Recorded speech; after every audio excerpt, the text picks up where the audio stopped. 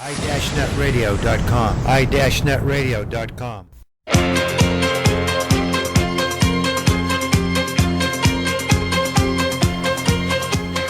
Dobry den, I Dobropa Jalabat. This is Springtime in Moscow with your host, James Tuthill, and I'm Stefan Stimson. We've got some Russian with a little American, and we're serious with a little humor. So, Jim, what is happening in the world today? Steve, thank you for the great introduction. I'm Jim Tuthill, and this is Springtime in Moscow. Springtime in Moscow is now on YouTube. Simply go to YouTube, put in Springtime in Moscow, no spaces, and you'll find us. We're also on i-netradio.com, 24 hours a day, 7 days a week, broadcasting from Jupiter, Florida. We are also on powertalk.com out of Detroit, Michigan, which scans the globe.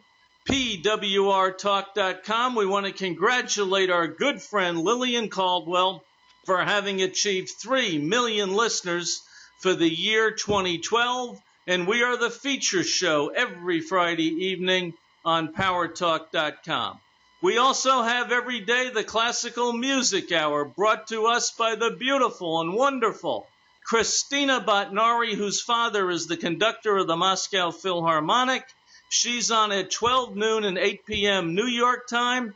And we also have Southern Lovin', a little bit of American humor with Jeb and Corey Stewart, set in Ashdown, Arkansas at 11 a.m. and 6 p.m. New York time. Today, from New Jersey, I have Jake Danishevsky, the author of Aftertastes and Tales of Russia.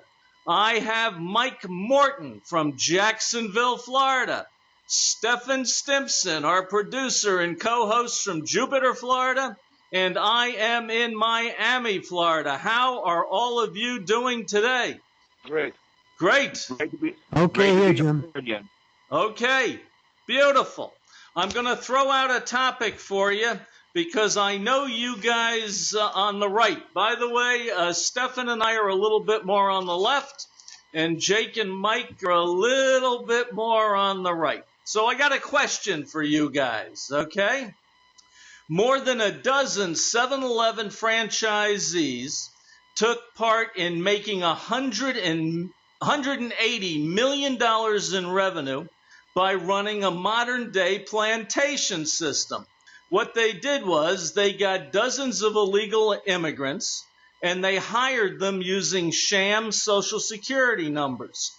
The stores themselves stole the numbers from children and dead people. These are the stores, not the immigrants that did this. Mm-hmm. And once they got them working, they got them to work for roughly 100 hours a week, paid them for a fraction of that time, and forced them to live in substandard housing owned by the operators of the convenience stores. So Mike, Stefan, and Jake, I say to you, is this a classic example of capitalism functioning at its best, or is this an example of society run amok? Mike, you've never been on this show before. You tell me, are they doing the right thing at 7-Eleven? Well, absolutely not. I mean, the only thing they're doing at 7-Eleven is, sounds like, to make it real simple for you, is trafficking men and women and children and stuff like that. It's kind of a mix of our election system and our immigration system. Well, you're probably right. But they made a lot of money doing it. You got to admit that. Well, they did, but making money hand over fist, I wouldn't want my daughter or anybody else being sold at a 7-Eleven. I mean, come on. Can you go to Walmart at least? We did a show on Walmart. Was that with you, Jake? We talked about Walmart. Yes, we did. Yes, it was our anniversary show. It was an anniversary. Anniversary show. Okay. Can can I add to what Mike said?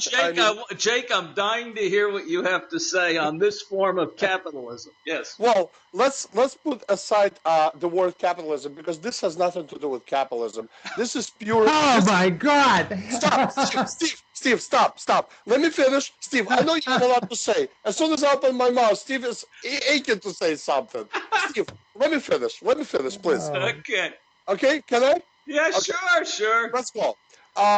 First of all, it has nothing to do with capitalism, because this could have been done anywhere. It could have been done in Soviet Russia. It could have been done anywhere. The problem here is two things: illegal immigration, and now the person who reported this is actually one of the workers. So one of the workers was actually comfortable with this until a certain time, and then he reported this because it's obviously wrong. So he was working, he was making minimum money from this, and then he realized they're taking advantage of us, and he reported this. It has nothing to do with capitalism. It has to do with evil. It has to do with people taking advantage of other people, and these illegal immigrants crossing the border, they want to get this type of job, and then they complain that they're being enslaved. And it's true, it is slavery. Jim, you just gave a definition of capitalism, and it's not capitalism, please. You want a definition of capitalism? You want a definition of capitalism? No matter what country you're in, a spade is a spade. You're exploiting people. Spade is a spade. Exploiting of people is capitalism because it's for greed, for money. Okay, but Jake... Wait, capitalism is in its purest form is for somebody to build capital. It has nothing to do with slavery. It has nothing. Slavery was actually, where was slavery originally? Tea Party people too much. Or Tea Party. Where was slavery originated originally, Steve? Please tell me. Where? Where? Tell me country. United States. We just took advantage of it. That's all. No. Slavery originated in Africa. Black people enslaving black people. So that has nothing to do with capitalism. Okay. Okay. Oh my! Now, but the United States got involved with it. It certainly did, though. United States was built, and this the colonies happened before the United States. It was colonies. You know who sells communities? Their leadership. In black community, black leaders are not leaders. They're just selling. Getting back to capitalism. You got to use the word capitalism because that is the cancer of our society. Everybody is trying to make a buck on somebody else's exploitation. You hate the word capitalism. Why don't you try socialism? Why don't you move to a society where socialism exists and tell me how you like it after a couple of years? In Scandinavia, very successful. Where? Scandinavia. Why didn't you move there? Why didn't you move there and try it out? If our leaders would take that for an example, we might be in a better country here. Beginning with social. You know, Jake. Why didn't you Gentlemen. Mike, why don't you chime in here? Let Mike chime in. Guys, listen, when you guys talk so fast, the millibytes per second can't keep up because y'all keep going over each other's head. Make the bottom line out of it. It's capitalism and it's illegal capitalism. I think there's a difference with the whole, saying it isn't. It is the definition and where it is, where it originated from. Bottom line is that it is capitalism. It's illegal capitalism. It's Marxist, and it shouldn't be happening. Period. And that's the bottom line. I think a bipartisan approach on this is simply we can all agree. You don't sell kids out of a 7-Eleven. Okay. Now, Jake, can I throw my 1 cent in here? You mentioned, and you could be right. Okay. You mentioned that one of the workers turned this charade in. Okay. Now, I have the newspaper. I'm not going to say what newspaper it is because I don't think you like this newspaper. But according to this newspaper, under the Obama administration, the Immigration and Customs Enforcement Department, they moved away from high-profile workplace raids to round up illegal immigrants. Instead, what they did, they relied, you may not like this either, they relied on the audits of the employer's hiring records to detect illegal immigrant workers. And how they caught them was through the audits, which were precipitated by none other than the greatest man who's been born since World War II, Barack Obama. Oh. So wait, can I say something? You can say anything you want. Steve, please give me a chance to finish my sentence. Basically, you're saying that Barack Obama is not responsible for any of the scandals because one man cannot oversee anything, but he catches one 7-Eleven chain that does slavery in its evil form. So you're saying Barack Obama is capable of keeping track of 7-Eleven, but he's not capable of keeping track of Benghazi or Associated Press being investigated or any other scandals. What does that have to do with capitalism? Wait, we're not talking about capitalism. We're talking about one man, Barack Obama, well, right now. 7-Eleven is capitalism. What's happening in the Middle East is not capitalism. Can you keep track of one subject at a time, please? We'll talk about capitalism. Please, not me. No, Jake, that was me. I was answering James' question. I was answering James' question. That was one time when at least one time when one of Mr. Obama's plans worked out. So you know what? Listen.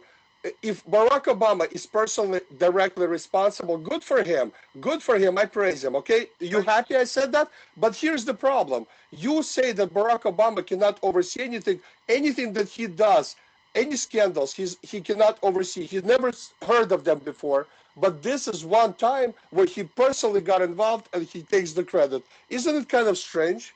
Okay, we'll go with that. Jake, Mike, I'm going to switch gears here and get your opinion on this one because this really seems to be coming down to a left and right issue, a man and woman issue. Jim, let me just intersect one. You're getting questions that I'm not even aware of. This is not the questions you gave to me. Okay. All right. Well, I'm just trying to surprise you. Okay. I guess so. All right. There was a study done in the state of Florida. And I realize the state of Florida is unique, but at least 95% of the women who went to the police or to the state attorney and reported a rape, the case was followed up by the state attorney and the case was prosecuted, okay? In other words, they really accepted the woman's word for the fact that she was raped, and then the case went to trial and the chips fell where they may. I don't know what their rate on successful prosecutions is, but that's the way it works in the civil system here in Florida. And if I had to guess, I'll bet it works the same way in most states. Now I see what you're getting at. Yes, we have a case where a woman has accused 3 midshipmen at the Naval Academy of raping her. Initially, the case was dropped. And then somehow, probably because of all this recent publicity, but I don't know, the case was reopened again. She dropped out. She left the academy. Oh, okay. All right. Well, so now it's been reopened again. I want to ask you guys this question. Now, we have a very, very good military justice system. It's good. In Guantanamo Bay, some people have been convicted. Some people have actually been acquitted. NCIS. Yeah, they've been acquitted and sent back to wherever they came from. It seems to operate as a fair system, and I think that military judges act in accordance with the rule of law. But when you get to this sexual part of these things, you know, a judge recently took away a verdict from the jury and made his own ruling and said that the guy was not guilty. And number 2, in order for a woman to report a rape, it has to go up the chain of command, and it can affect her career. Now, in the civil system, she can go either directly to the police or to the state attorney. So, what do you guys are on the right side, which is usually the side of the military. Do you think that the military should operate differently than the civil justice system in terms of sexual assault? Well, I'll let Mike go. Yeah. Here's the thing. There is a difference of beliefs in the military system, obviously. You have to run it up the command. But the problem that the commanders have the authority to overrule the judge. And that's the big issue in the military. So if the judge says, okay, this person is guilty, the commander can basically look at their soldier that's been accused of raping a subordinate or somebody underneath them, and the commander can actually overturn the judge's ruling, which is that in itself is just completely wrong. And a Democrat is actually heading this up right now to where they caught the person in the Air Force that was raping people, and they had a congressional hearing recently. So my personal opinion is that if you're in the military and you get you're a victim and you run it up the chain of command, and because you have an elite soldier that raped this person or whoever it is that's being accused, I think that if they can't get anywhere in the military system, they should be able to have the right to arbitration to actually go to a civil or a criminal court and go through both and actually file criminal charges and a civil suit against the military itself, only because it's not right to do this to people, regardless if you're in the military or you're not. I mean, at the end of the day, I'm on the right, but I also have a conscience. And to me, based on that alone, I think that the commander shouldn't have the reach to turn around and say, okay, the JAG and the judge cannot court-martial my officer because he's a great person in the field and whatever he does, whether he's a special ops unit or flies, aircrafts or whatever that person does. So I think personally it should not be. Right now they're getting marks on their record. In other words, when a woman or whoever says, "I've been raped," the way they're handling it now is if the commander does decide to overturn it, they actually release the person from the military and they put a mark on the record, which it's a code. I can't remember what the code is, but it makes other people see them as mentally unstable. And that's what's really come up to the forefront is somebody is now mentally unstable because they reported a crime and the military wants to operate in its own governing body, which is, I think, just a big mistake. And there's too much power going to the DOD with these types of decisions. I mean, if you had that same commander and he had a son or a daughter in the military and something happened to that, he would obviously have a conflict of interest and he would support his own blood regardless of the point. So it's not fair. It's just an unfair policy. Jake, what do you think? Should we run a civil type of system in the military? Well, I agree with Mike. I mean, listen, you have a daughter, I have a daughter, and if my daughter decides to join the military, there is a culture. I mean, I respect our military, I respect our troops, I respect people who will die for their country. What I don't respect is having the power to overturn the criminal justice system that we have in America. And example, West Point is such a prestigious school that if something happens, they want to protect the prestige of the school rather than the right of a woman who has been raped. So there were cases where a woman would be, a girl, young girl, cadet, would be raped in the West Point, and they would try to put it under the rag because they don't want the West Point to get bad reputation. So they rather scrutinize the case and the person. So, I mean, like Mike said, I have a conscience, and you know from my previous interviews that when it comes to right and wrong, it's not about right and left. It's either the right or wrong. That's it. And I stay on the side of, being justice, American justice system. So, yeah, women should be able to report a rape and they should be able to get justice. Steve, I'm going to move to a different topic and let you rest because now we're going to move to a volcanic issue. Okay? Let me just throw in one thing. Do you really want to have leaders like that running our military? Listen, Steve, women? Absolutely not. Steve, you're agreeing with us.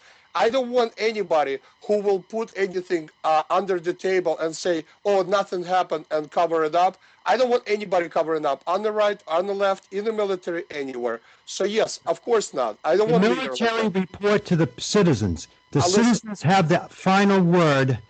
If they're culpable in the military, they have to go in front of the citizens' jury. To let the citizens, the social people, make the decision on something like that, not the military. Steve, I agree with you. We're not disagreement on this one. Okay. Guys, I'm going to read a quote to you. And I realize this is from Washington State, which is out on the other coast, the left coast of the United States. But I want to read this to you. This is it. The surprise is that for many in the individual market, the premiums will be lower and the benefits so much richer. This man is the state insurance commissioner in Washington State. His name is Mike Creedler. Eventually, I can see the Affordable Care Act, some people call it Obamacare, being embraced like Medicare, because once people get used to this kind of coverage, it's going to be a pretty abhorrent thing to try and take it away. In California, you can now get a policy for $110 less than the national average. In Portland, Oregon, you can get a policy for $169 a month rather than $422. And many, many more companies are competing on rates in both Oregon and California. So, Jake, I have one simple question for you. Mm-hmm. This is my question. What if in 2 years there's a consensus of opinion that Obamacare worked? What will you do? Leave the country? No, if anything works, I will not say that it's bad. But the problem is, even Democrats right now specify that the rates will go up 140%. There are articles, there are facts, there are economic studies that Obamacare, especially forced, will either make you pay higher rates or you will pay fines. And now the fines will not be on somebody that's making $1 million a year. The fines will be on somebody who's making $90,000 a year. So now your rich all of a sudden got poorer, and your middle class is disappearing. So now you're gonna say that Obama said anybody over $250,000 a year will not see a dime raised on their taxes, and in the meantime, you have people who are making $90,000 a year will see more than just a dime raised on their taxes, or a fine if you don't want to have a health care. So I mean, you're reading one point, I'm reading other point, but the problem with the nationalized Obamacare is that it's forced, and if you don't want it, you're going to be fined, and the fines are going to be on people who are actually not making money.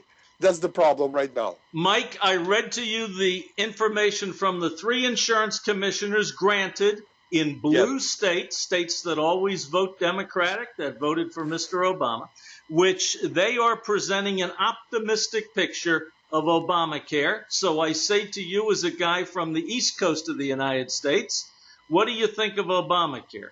Well, first of all, I have to kind of look at it as the response that the Congress gave when they found out that they would have to adhere to the same cooking, as you will, of the Obamacare. There was an amendment in Obamacare that stated that everybody in Congress, Senate, everybody that's involved in judiciary legislation branches, that they're actually going to have to go under the Obamacare Act as well.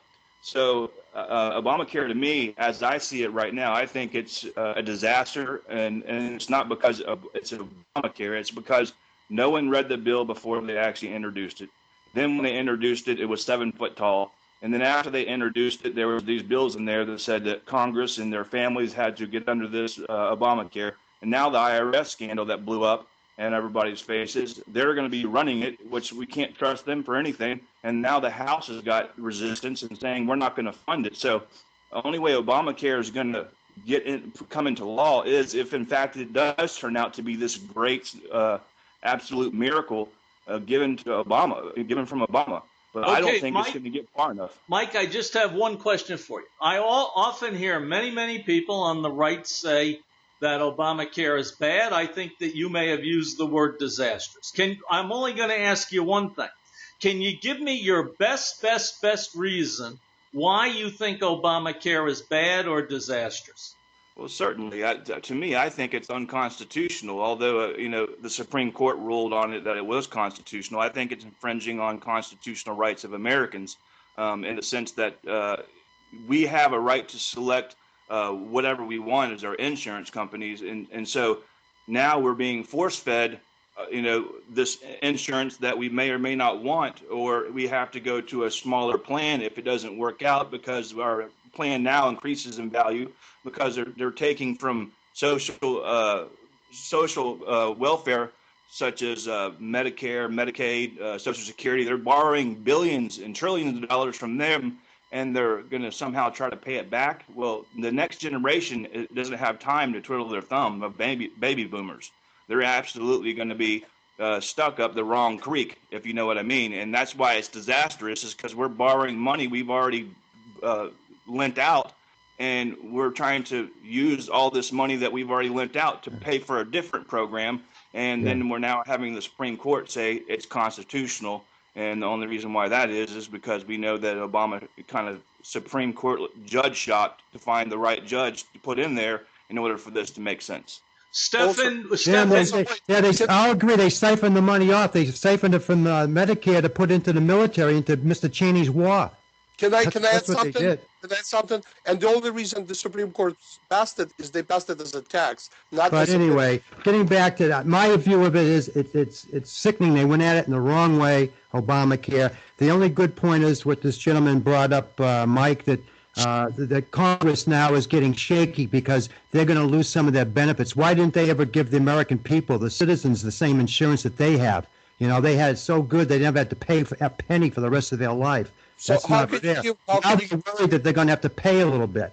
No, I'm against Obamacare in general. They did not go far enough. We have a structure in Medicare that's set up where they could control the insurance companies. If we go to a single-payer system using the framework of Medicare, then insurance companies would have to report to Medicare and not vice versa. Right now, they're telling Medicare what they're going to do, and Medicare is for the retired people like myself, and it's upside down like so many other things. When the corporations control what's happening in the social world, we have problems. Let Medicare become the national institutional welfare health care system. Whoa, what do you guys think of national health care? Okay, well, can I intervene? Yeah, we'll go Jake first. I'm dying to hear this. Okay. Well, first of all, Obamacare was pushed through Supreme Court as a tax, not as a bill. That's the first problem. The reason they approved it because they turned it into a tax, and all of a sudden they said, okay, well, we can pass a tax. Now, nationalized healthcare, as Congress has it. Congress is only how many people? So you give 300 million people same system? 635. Okay, all right. It's under 1,000 people, basically. So now you're going to take 300 million Americans and put them on the same plan. Where are you going to get the money? Do they have the right to have a better insurance than the No, they don't. No, they don't. No, they don't. That's my point. Take it away from them. But you can't. So you take them off I think like regular citizens and let them taste it. Yeah, go ahead. I think you both are making the same points. You're just coming from two different doors. Exactly. The issue is he's saying, like what I was saying and what you're saying. Let me kind of bring it in the middle. So what he's saying that they don't. Basically, if they're going to cook the food, they deserve to eat it. And so if they're going to shove all this food down our throats, and they should be able to eat it too. Otherwise, they shouldn't have to tell us what kind of insurance we're going to have, period. We should have be able to choose and have the type of insurance that we want, and we should be able to do that without somebody shoving it down our throat. And I think that you're trying to make the same point, Jake, but it's just a different view, and that's why we have to left and right. But the point is, I'm against Obamacare for several different reasons. Steve is against Obamacare for the reason that Congress is shaky because they have to do it, and you're against Obamacare because it's unconstitutional, just like I am. So at the end of the day, if you put it all together, we agree. Yes, exactly. On some level. Mike made a very good point. We approaching it from two different directions.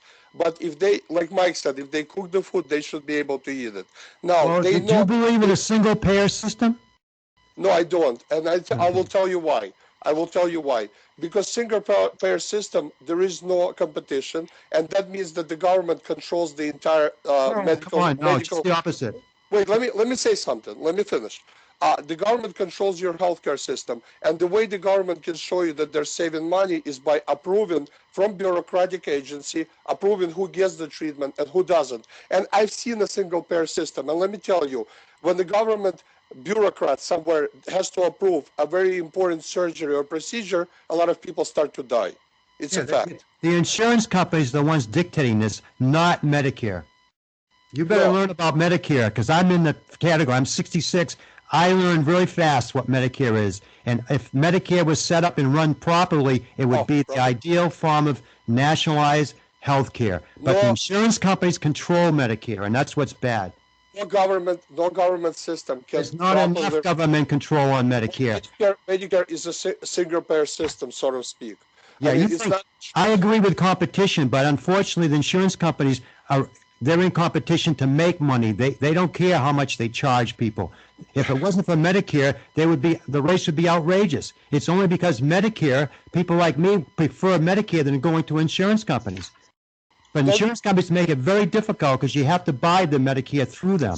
It should be the other way around. Medicare should be controlling the insurance companies and telling them what they can charge and what they can't. Don't tell me about Medicare. Don't tell me about Medicare because my mom was misdiagnosed for 7 months before she was actually finally diagnosed with something. That's doctors. That's not Medicare. That's doctors.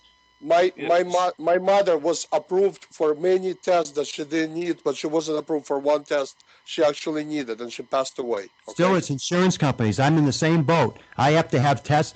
I have to have medicine. $500 a month for medicine. Medicare won't pick it up because the insurance companies say we won't pay.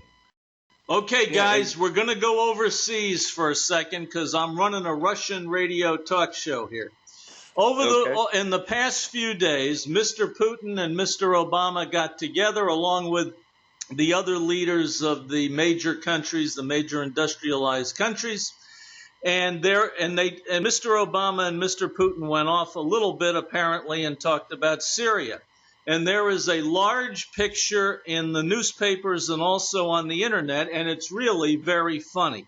You know, when the leaders go abroad, they all dress the same way. If they're going to take off their ties, they all do it. If they're going to wear a blue shirt, they all do it, etc.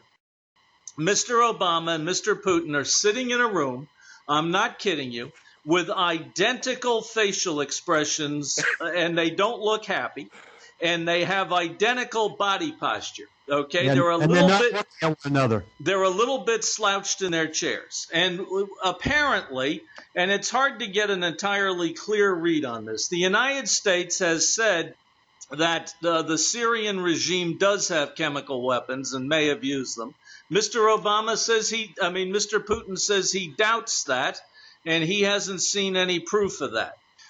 Number two, the other major countries seem to be on the side of the rebels, and it seems that Mr. Putin is leaning towards the Assad regime. And I realize that the only naval base that Russia has outside of the former USSR is in Syria, so I guess they have a little more interest. But at any rate, this is the deal. Over the weekend, even the New York Times came down on Mr. Obama, and they came down on him also from the left and also from the right. And they said that he had made a pivot in his foreign policy, and he spends all of his attention on East Asia and primarily China. And they criticize him for forgetting about the Middle East. And many of the diplomats and experts in this field feel that the Middle East remains the single most important region of the world. So, Jake, let me ask you this question. Sure. Do you think that Mr. Obama has neglected the Middle East? Do you think the Middle East is important? And who should we be supporting in Syria? The rebels are made up of Hezbollah, Al-Qaeda, a little bit of Hamas, a little bit of Fatah. These are people that all hate our guts. Who should we side with? In other words, what should we be doing in the Middle East? Should we be paying attention? And whose side should we be on in Syria? Okay, well, first of all, you know my point on this, but I have to specify it because it's a new show. Let me make a joke. The reason Putin and Obama had the same expression on their face because they're both socialists.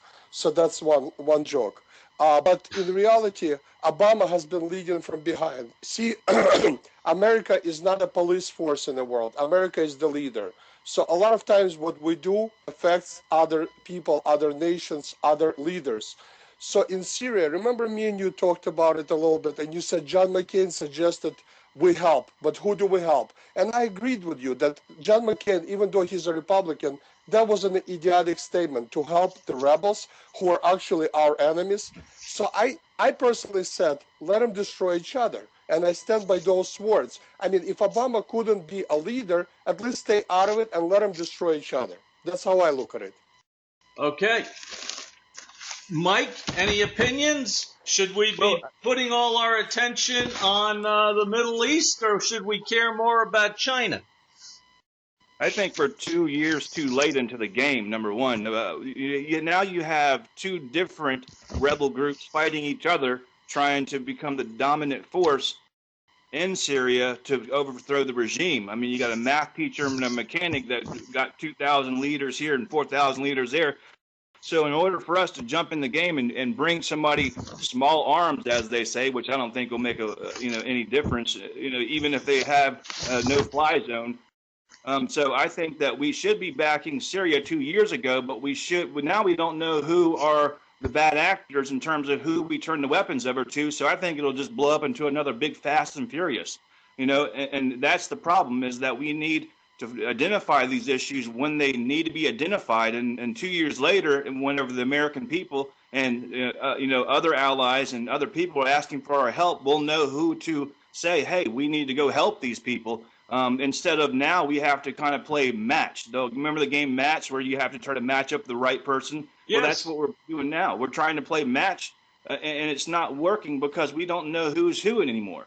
So now we have to wait until the two rebel groups get done fighting each other, and then find out if they're still claiming their alliance to Al Qaeda. And if they are, then we don't need to be giving weapons to anybody. But for the larger picture here is the sarin gas. If they are in fact using sarin gas, no matter what happens, we need to get in the middle of this, because we're going to have a Rwanda all over again.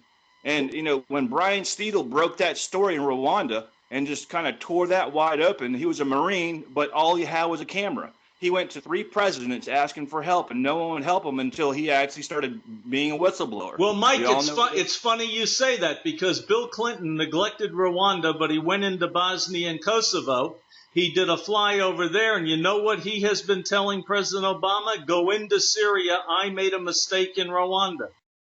He did. He made a big mistake, a huge mistake. And the problem is that we had photographs of the actual intel, as it was happening in Rwanda. And we were taking these photographs and bringing it to Senate, to Congress, to everybody else. And then Brian Steedle started getting all these threats. And then he just went to a reporter and just unleashed all the photos. Jim, can I respond to this? Yes, Steve, I'm going to let you respond. Okay. Steve, I disagree with Bill Clinton. I think we should stay the hell out of it. What do you have to say?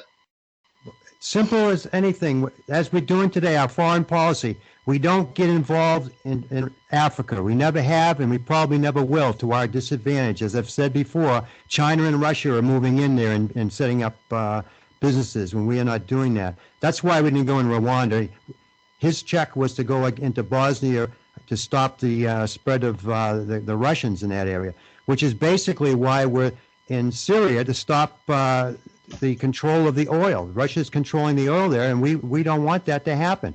We're going under the guise of the gas and all that. What we should have done with Putin is make sure that he gives us the certainty that he's going to control that and not let them build up these nuclear weapons if he wants to maintain control of Syria. And as far as the rebels go, I don't trust them any more than I trust the regime that's in power, because as we've known with Castro in Cuba, we support the underdog, and when they get in power, they just turn against us. And that's what undoubtedly is going to happen there. They'll control the oil, the straits, and both countries will be out of luck. I agree. So we should not be in there anyway. And if we do go in there, the capability would be able to wipe them out, like the 7-Day War in the Mideast, back in the 60s. Jake wants to say something. Jake, can I say something? Sure. I want to make one point to what Steve said. We cannot trust Putin. We cannot trust. Even if our life depends on it, you cannot trust a man like Putin, because Putin became a head of KGB not by baking a pie. This guy is conniving, he's smart, he's evil. So if we say that Putin is our friend, that's our first mistake.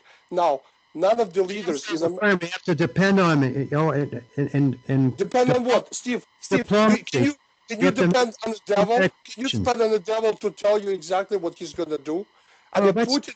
your opinion. You say Obama's the devil too. So I mean, I never called Obama a devil. I said Obama is anti-American. You put words in my mouth, and now you try to make a point. But getting back to the original point about the East China Sea, Obama had to go there to maintain a relatively peaceful relationship with Shinzo Abe, the leader of Japan, because we need Japan's help in the holding down of North Korea, and could blow up any day. So the president was correct in going there, and I wish that everybody had seen the interview with Charlie Rosen, the president. And the one thing that came away from that, it was an hour long the other night, was how much pressure that the president has with all these problems going on in the world today, and he does not have the support of Congress. This is the first time in history that we've seen that happen.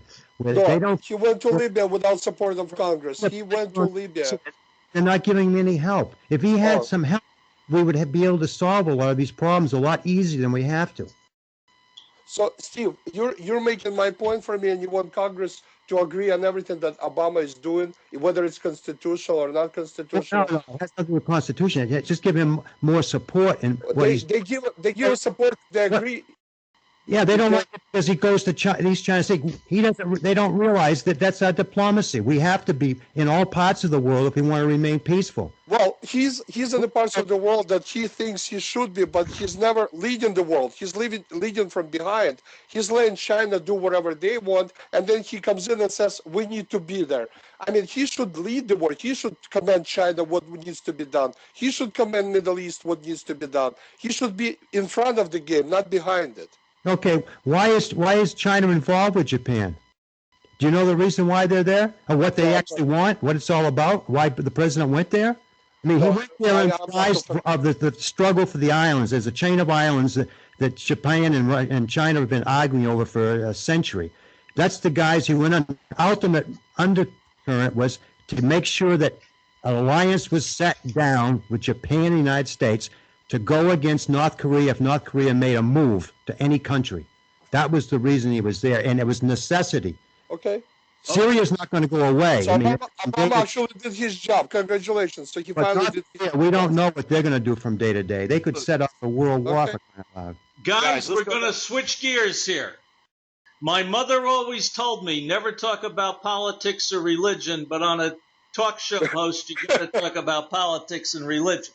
The European Commission and the European Union have recently, and through their executive arms, have sent out directives saying the following. As an example, they told Slovakia, get rid of your monks and halos design. They told a number of countries, get rid of the cross. Okay, we do not want it used as a symbol. They have recently said that the European Union has a flag with a circle of 12 yellow stars, which I think most people agree on is some sort of coded Christian message. There was a French Catholic nun in 1955, who drew an inspiration from Christian iconography. I'm saying that wrong. The Virgin Mary wearing a crown with 12 stars. And they also have the 12 stars on the European coins. Should Europe become purely secular and get rid of all these religious and obviously they're Christian symbols? Should they get rid of them? Who do you want to go first? You can go first, Jake. Simple. For me, it's simple. Europe can do whatever Europe wants to do. I mean, it's none of my business. And let them not stick their nose in American business. I'm a Jewish man, okay? But I'm a Jewish man. I'm somewhat religious. I'm not too religious. But if somebody wants to have a symbol that makes them comfortable, makes them feel uplifted, I mean, it's their business. Now, if you decide to put something on American dollar and it has some Christian value, what do I care? It doesn't affect me. It's still the same dollar. That's how I look at it. Mike, any thoughts? Well, I think that for the European Union to come out and say that, use example as the cross and things of that nature, that would be like me saying that we don't want the Quran or the Muslim flag or the Islamic flag around, or we don't want the David Star flag around, or we don't want anything that resembles a religion. All we want is a United Nations flag flying, saying that this is what we want, and we're looking for a one world bank, a one world secular society, one world tax, and a one world religion, which is what, like Gaia, which is the sun god and all that stuff that Murray Strong is behind, which is classified as the most dangerous man in the world that's never fired a shot, and you never heard of him, but he ran the UN for quite some time. I think that at the end of the day, that Christians have their beliefs in religion. It's a part of our Bill of Rights. If a country wants to, disown our rights, that's fine. That's their decision. But they can't come to America, especially if they're immigrating here and going to become an undocumented worker, as it were. Then they certainly don't have any say in our Bill of Rights unless they want to go tangle with the founding fathers. Then they're more than welcome to go back 300 years. Okay, Steve, we do not have nativity scenes here in the United States on public or governmental property showing the birth of Jesus in a manger. Those have been outlawed. What do you think? It's the evolution of our immigration policy. I mean, up until the last 50 years or so, we were primarily a nation of Christianity. But in the last 50 years, we've now become a melting pot of religion as well as a nationality. And well, I think that's what Mike touched on something very, very chilling. If you listen very carefully to what Mike said, he said something very scary. He's talking of I don't say he wants this, but he's talking about a new world order. A new world order, and those are code words for some sort of monolithic world with a secular society where you don't have nations and you don't have divisions. Agenda 21, global warming, they're all part of this big scheme to, fabricate. Let's face it, humans do not create all this pollution in the world and make the ice melt and stuff like that. If anything, the earth is getting colder because of the jet stream that's being rediverted from the oil spill. Number one, the sun is the only thing that can make the earth actually warm up. So Al Gore and Murray Strong those are the two that kind of the brainchild behind global warming. And then behind that, you have Agenda 21, where they want to basically open up all these fusion camps, which are the brainchilds to FEMA camps and things like that, so they can put the population they don't want out, and they can bring the ones they do want in. And that's why you have amnesty and global warming and Agenda 21 and all these things happening all at once. It's because there is a larger movement running behind the scenes. I disagree with that entire premise. I don't care what is causing global warming, but it is in fact happening. The consensus of all the scientists say that. Every 30 years, the Earth goes through cycles. That's a natural occurrence. Yeah, we can't change it. So we've had more global warming in the last 10 years than we've had in the last 100. You know what? It happens naturally. So what do you want to do? You want to spend more money? Because Al Gore said that naturally, but it's happening. I don't like it when people say there's no global warming. No, nobody says that. Well, hold on. I never said there was no global warming. I said the only thing that causes global warming is the sun. We don't know. It's not the end. Yeah, I do. There's scientists right now that are being threatened. Their lives are being threatened because they opened this can of worms. And if you just do a little research online, you'll find that out. You're just saying now you're going to cut back from people telling the truth? You're going to put them in jail or something? Come on. That's what is happening to these people. It's a free country. If scientists want to say that, they can say it. They're not being paid by anybody to say what they find out to be true. And the reporters can report wherever they want, but they're being investigated, and you're telling me it's a free country because our scientists are being threatened, and Mike is telling you the truth? Political. Very rarely do you have scientists involved in political thought. Wait. It's not political. Scientists are just trying to do science, and they're being threatened. Mike told you the truth. Yes. Newspapers are very political. But That's all they sell their papers. You're changing the topic. You're arguing with Mike. What he said is true. Scientists are actually being threatened. All I'm saying is if you take a few minutes and you actually just research who Murray Strong is, and research what his connections are, and then research scientists that have been scared into hiding, which is a fact. And just research what's going on right now and read it. Keep an open mind, and the next time we chat, we can talk about it further. And if you find facts that debunk mine besides the fact that this is a free country? Because if it's so free, why are they trying to take our guns and trying to take our religion away and all these other things? I mean, I could go all day with all the stuff they're trying to shove down our throat, not to mention the NSAs. You listen to this conversation we're having right now. I mean, the point is that if we have such a free society, then why is all of our rights being diminished one by one, if that's the case? So just I'll agree with that, but they're being eliminated because of the right. They want to take the rights of the people away. The citizens are losing their rights. In research, if you're so bent on the fact that you can't research something, then that's up to you. I'm just simply saying, if you want to keep an open mind, I keep an open mind on the left. I've agreed with you a few times about some of your beliefs, and I'm not asking you to come to the right. I'm not trying to persuade you. I'm simply saying do your research and then come out with some facts, because I just did it. What you're saying about this, he's the same as L. Rod Hubbard. I mean, the Scientologists the same way. You don't know what they're doing. They're probably trying to take over the world too. No, Steve, but Mike made a good point. What he's telling you is something he read. You're telling him something you think. So why don't you? No, I read Scientology. Okay, but wait, Steve. I rejected it. That was back in the '60s. I rejected it. But Steve, me and you argue all the time, and that's fine. I mean, that's what free society is all about. We have our own opinion. But I agree with you sometimes, and all you do is say it's because of the right, it's because of the Republicans. The neoconservatives, they're the ones that control what's happening. No, I mean, you can never take a stand of center as you claim you do, because your center is to the left. That's what you. I am center. That's the thing. Your center is to the left. And I'm anti-democrat. I told you I'm a radical center. I don't blame Democrats for anything. Obama, you praise Obama. I just said I didn't like Obamacare.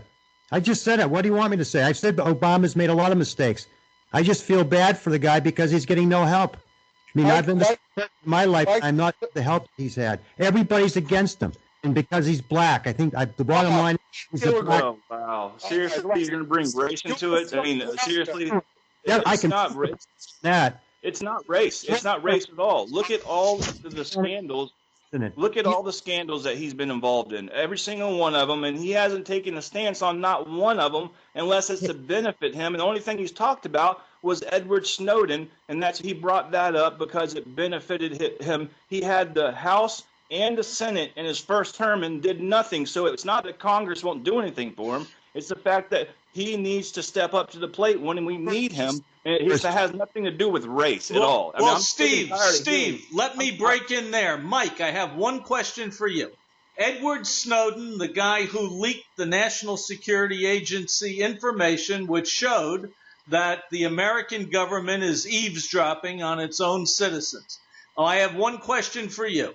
Is he a hero or is he a treasonous traitor? Well, I think that at this point he's not a hero. He did open up. He's a whistleblower, but he went about it the wrong way. I wouldn't call him a treasonous traitor because those are two different definitions. I don't have facts that say that he leaked national security documents to a different country and under the Espionage Act. I know that he has admitted that he went and spoke to journalists in Europe and also in America. And he's talked about those. So I think that the decisions he's made up to this point have not been great. You don't run to Hong Kong and then open up a can of worms about the NSA. He should have resigned, went to Congress, and told them exactly what's going on, and told them his stance, got some people behind him that actually believed him, believed what was going on, and had that particular defense, and then he should have brought that to the table. But what he did was completely wrong. So Jim, let's go to the beginning where how did a person like this get in a position to do that? Am I talking? Hello. Anyway, but you're talking too long. I would say he's not a hero either. I don't have enough facts to call him. Say that. You don't have enough facts. You're just talking in circles. Let's go to the beginning. How did that guy get in a position? How did he get in a position to do this? Let's go back to the beginning. He's an outpatient. He's hired by another company that's hired by the government. That company is corrupt, just like all the other companies get hired by the government. This guy is he's barely a high school graduate, for crying out loud. Everything he's doing is top secret. He shouldn't even be in those positions. He works for a government contracting company. That's right, and the contracting company is in bed with the goddamn people in government. Okay, so highest bidder. Just like Cheney and his Halliburton and all that. Oh, okay, I mean, Cheney again. it's a monopoly. It has nothing to do with Obama. Okay, it's Steve, Cheney. where can I find the facts that this company is a treasonous company? I know that he was hired by them, but where can I find the facts? You just said the guy's not committing treason. The company's not treasonous. The company's part of the bureaucratic system, capitalistic system that who gets the highest bid gets into have these jobs, and they hire people that are inadequate. The guy doesn't even have a college education, for crying out loud. People like that should not be in position. It's just like the military. Certain people are qualified to raise in the military, other people are not. But yet, it's all who kisses somebody's ass first. So the company is incompetent that hired him, and which made him an incompetent person. That's right. He shouldn't even been there in the first place. Well, you're making my point. I don't have enough facts to call him a traitor. Okay. He's not a traitor. I'm not calling him a traitor. He's a victim of the system. That's what I call him. All right. Jake, you still there?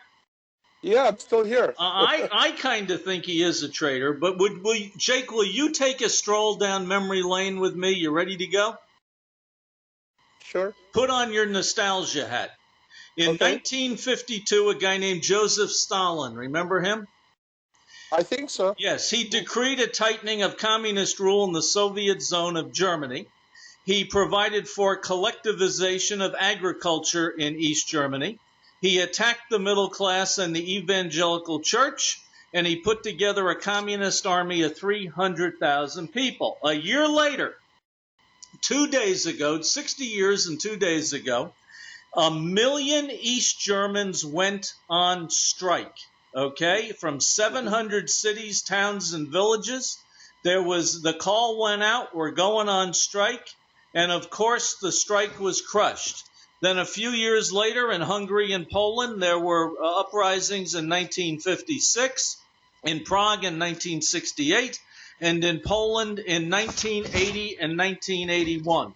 My question to you is, Final question. Those uprisings were crushed. How come eventually these countries were able to shed the shackles of the Soviet Union? 60 minutes.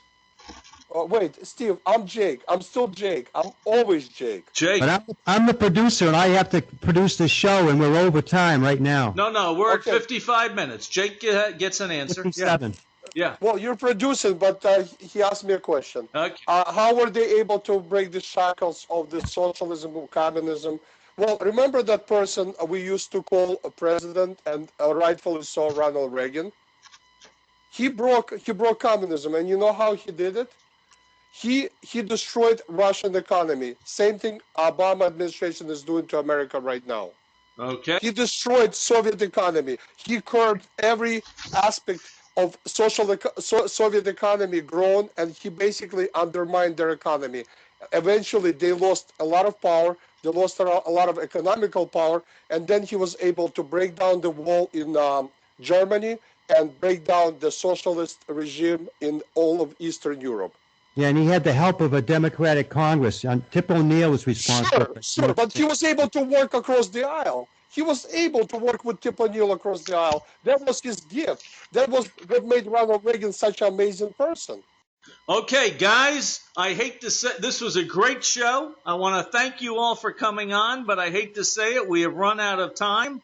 I hope we get you guys on back again. You certainly have. We all have interesting thoughts. I love to hear them, and I think our listeners do too.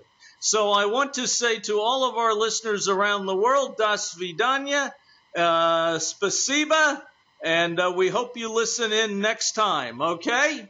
Das vidanya. Das vidanya. Das vidanya. Okay, and Mike, you can say goodbye in English. Das vidanya. Goodbye. i-netradio.com. i-netradio.com.